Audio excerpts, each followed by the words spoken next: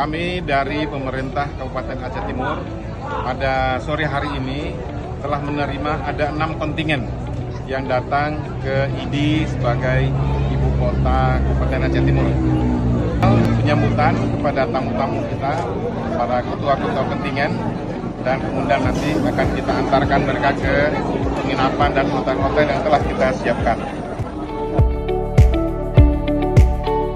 Mudah-mudahan malam ini dan besok akan terus berdatangan sampai nanti 26 kontingen akan hadir semua di Aceh Timur dalam cabang olahraga sepak takraw.